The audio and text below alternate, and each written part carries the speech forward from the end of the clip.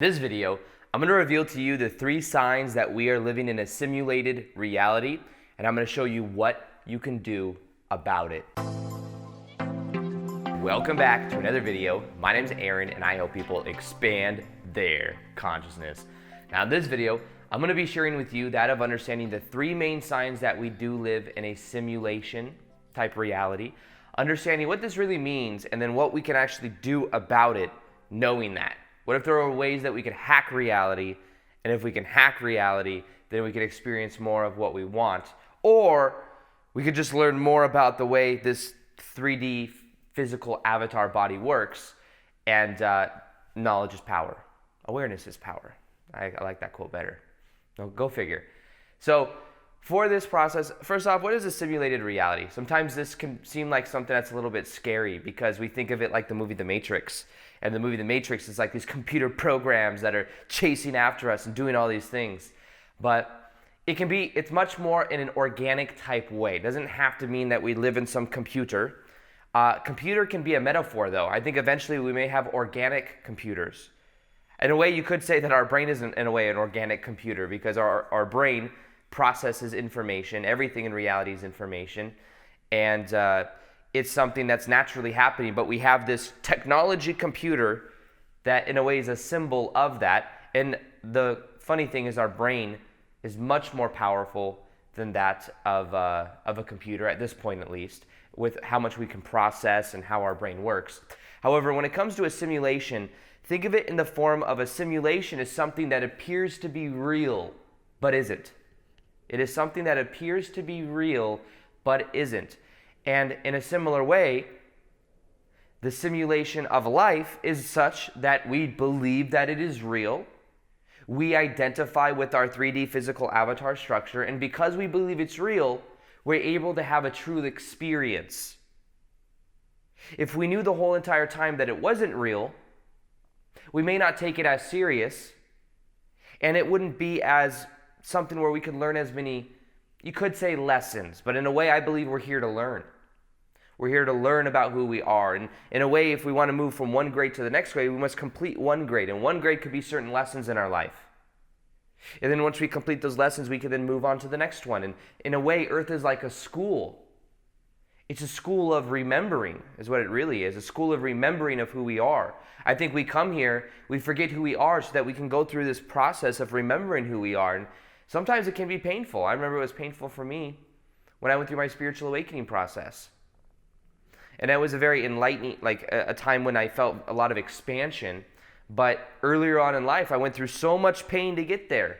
So much misidentification. So much believing that reality is the way it is and everything is so real. But when you go through a spiritual awakening, you start to understand more about reality and really just more about yourself in general. But living in a simulation is about understanding that this reality we experience is not the baseline reality. It's a projection of consciousness. I listen to someone named Bashar quite often, and he says that reality is literally a dream. We are projecting ourselves from spirit. We never actually leave spirit. We are in spirit right now, dreaming we are this human, this 3D physical avatar body.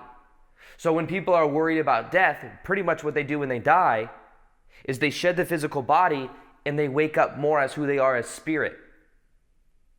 So it's not really, the belief in really fearing death the way that humans do.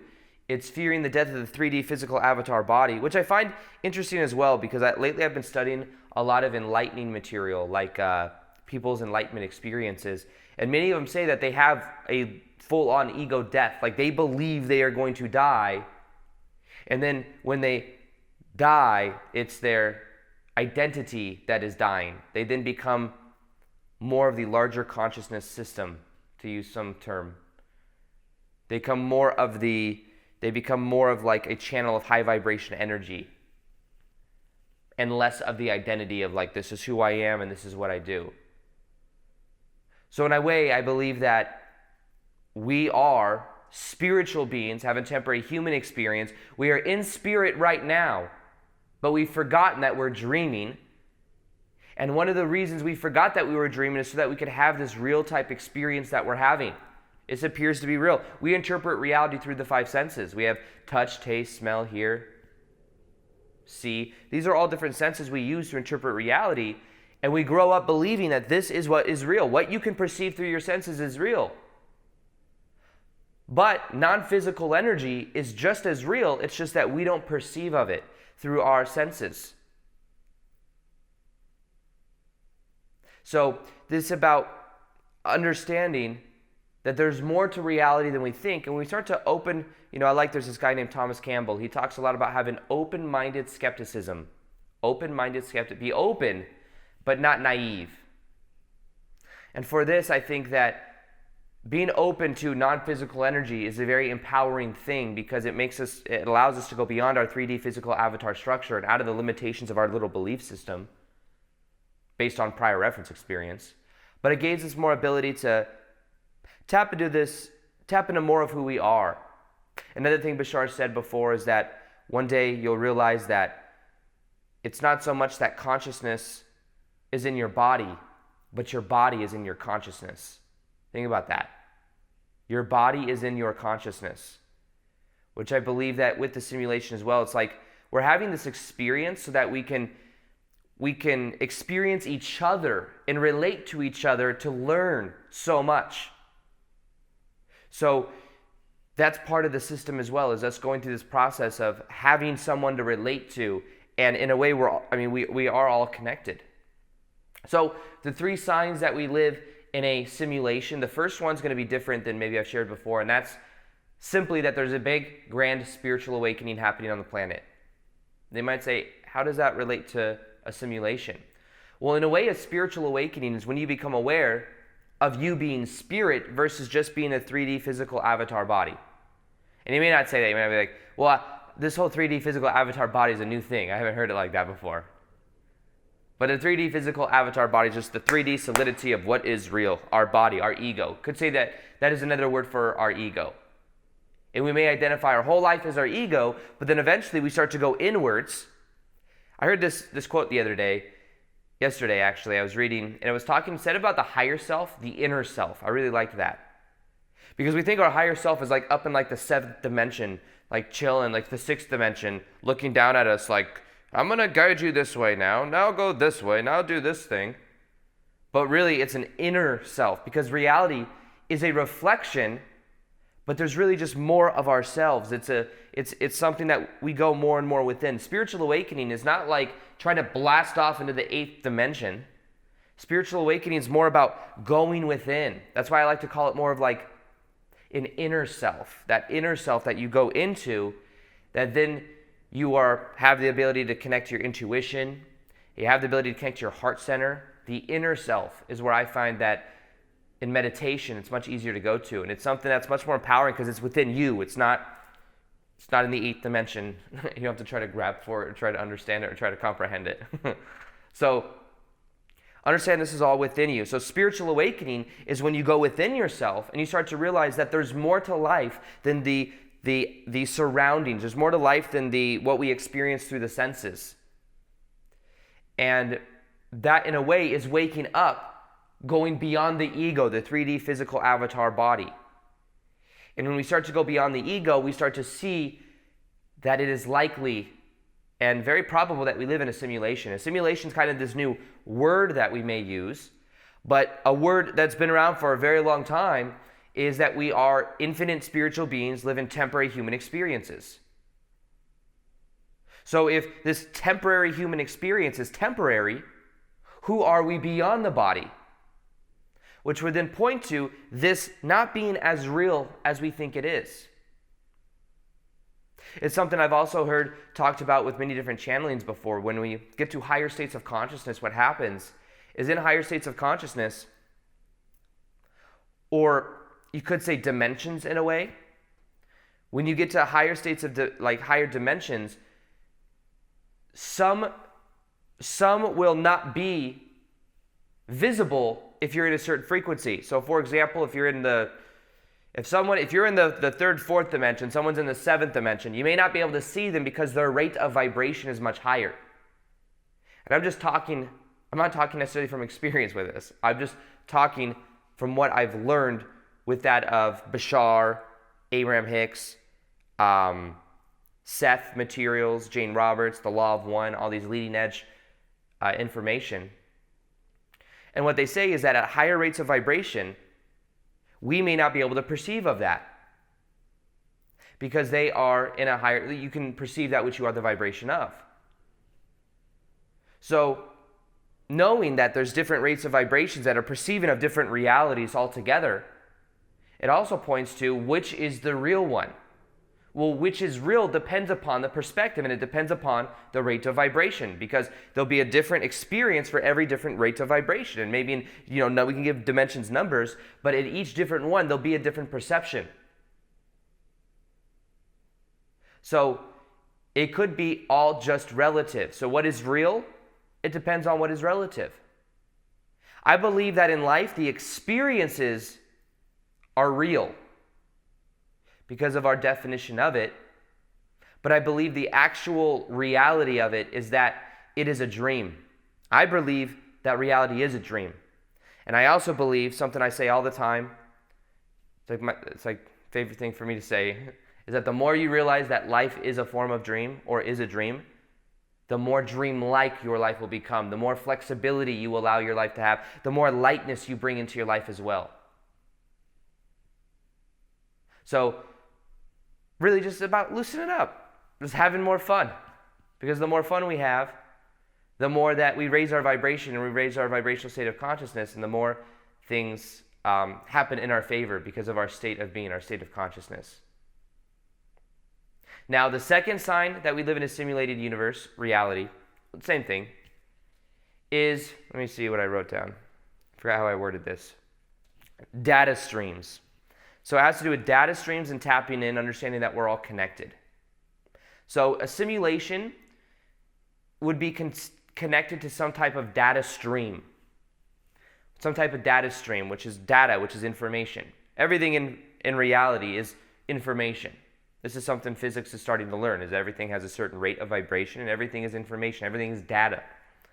Now, in one part of the world, you can focus on something else and you can tap into different data streams.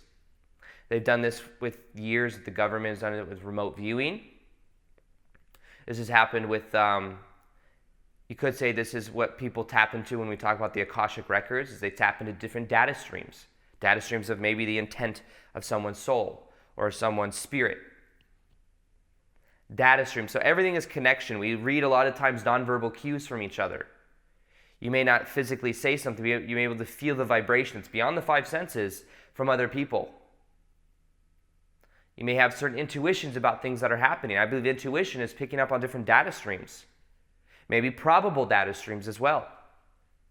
But there's this larger connection that we all have with each other. I believe that in this reality as well, what we put out is what we get back. Reason being is in this data stream, what we put out to someone else, that someone else is actually another version of us. There really is only more of us in reality. And because of that, that comes back to us because we're doing something to ourselves. So in the data stream that we live in, that's what it's doing. It is constantly putting out and giving back and balancing out this reality, but it's really just doing, reality is like a mirror reflecting back to us. But the data that is there, the information that is there, is something we can all tap into, which I think is cool. When you focus on tapping into, I may have someone that I know that's somewhere completely on the other side of the world, but I can tap into them, I can think of them, and kind of feel what they're going through, or feel if there's something on their mind, if they're thinking, or if I'm connected to them, and I know them well, especially someone that you're around a lot. So we can all tap into and kind of feel how people are, and that's because everything is different data streams, and by focusing on different things, you can pick up on different data streams. So that points to an understanding that everything is information, understanding that we're all connected, that there's some consciousness system here that we're all connected to. So that to me is a huge sign that we do also live in a form of simulation or in a simulated reality. Now the third one has to do with just simply knowing this one little idea. They already have VR technology that you almost can't tell the difference with. It already exists. And I've done it before. And I'm sure there's much more even further advanced beyond that they're getting ready to release. When Lior and I was in Japan a couple months ago, they had this, this like one, we went to this, where did we go? We went to this, we were in Shibuya. We were in Shibuya, and we went to this like mall. And we went to like the top floor. There's like this long, tall building. We kept going up, kept going to different floors, different clothes and stuff like that. We got to one of them, and there was like this whole VR like level. And we went and we put on this helmet. She was actually going to the bathroom, and I saw a helmet laying around, and there was no one around. So I was like, okay, I'm going to go put this thing on. I'm not just going to watch that helmet sit there, knowing it's probably some cool thing in there. I put it on, and I was on top of a skyscraper walking around, and I could see, felt like I was in the movie The Matrix or something. I was like looking over. I was on the edges, like looking over. And as you're looking over, you get scared. Like you feel like you're there. Like it's like vertigo. Like we're like, whoa. And it feels so real. And imagine that you were in that thing from the time you were born. Or imagine you were in that and you were like walking around, and you were going through things. You would begin to believe it's real at a certain point. Through repetition, through reference experiences, you would eventually believe it's real. And that's not even, what if, in a way, our spirit is in some cosmic suit? We wouldn't need technology, though, I would imagine. Some cosmic suit that then we could perceive reality through. And we think it's so real. And when we die at the end of our life, we just take off the suit. Or we transcend the suit. Or we go into our astral body, and our astral body is a form of connection to the suit. Who knows? Maybe that's the out-of-body experiences. People talk a lot of times about this connection that are through our third eye to our astral body. Maybe that has something to do with that. I don't know. But virtual reality, we already have technology that we don't know the difference between what it is and what it isn't, like what is real and what is not. What's to say we haven't done that at a higher level of consciousness already? And that life itself is a form of simulation, and the rules of the simulation, or the goal of the simulation, is to learn more about who you are and to remember that you are a spiritual being having a temporary human experience. What if the goal of the simulation is that you could start to believe that it's so real so you can have these real experiences? What if part of the simulation is that you can eat amazing food? You can enjoy what physical reality has to offer, but at a greater level, it's not just who we are. We are much more than that. I believe when we go to bed at night, we connect to that part of ourselves of who we really are. But what if all of this we are going through so that we could remember who we are at a greater level? It all has a purpose. And that purpose is for us to become more aware of who we are and to really tap into it. So I believe that is highly probable. And the way that we navigate through this simulation, if you want to know, what I've learned to be the most powerful thing is to set more intentions. Intention increases probability. But intention from the being level. Not just the 3D physical avatar. It's like, I want money, I want symbols, I want this, I want that. The being level is what you're really passionate about. You being yourself, not the way you think other people want you to be, not the masks that we're told we're supposed to wear in order to fit into society. You being yourself with no apologies. And when you don't when you don't apologize to anyone else, or you don't need anyone else's validation, other people will feel that off of you, and they will naturally give it back to you, because reality is a mirror. And when you give it to yourself, other people will give it to you, even if they don't agree with it. They might be like, what you're talking about is weird. But you know what? You're yourself, and I like that. Weird is cool. You see what I mean? It's a reflection anyway. So be yourself. Do what you're passionate about. Go after what you love doing. I know it sounds cliche, but it's so true, because when you do that, you're in a higher vibrational state. And then set intentions. And I intend ... Intention is almost like a look into a parallel reality you want to experience and declaring it as a part of you. And then action is the thing that follows that up with. Action and intention are interlinked. So these are the 3 signs that we live in a simulation.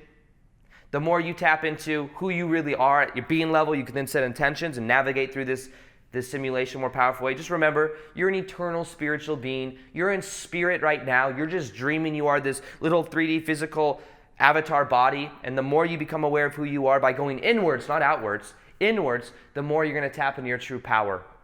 So something I have that is coming up is called the Shift Experience, which touches on this and helps you to go beyond the 3D physical avatar body into a higher state of consciousness. and at the same time to navigate through this reality in a completely new way. And that's becoming available on July 17th at 9 in the morning. So if you want to receive updates as to when that becomes available and everything that's to do with that, you'll see a link in the top of the description box below. Other than that, I hope you enjoyed this video. Feel free to like this video if you liked it. Subscribe if you haven't already. Hit the little notification gear so you can see the daily vids that I do. And other than that, as always, peace, much love, and namaste.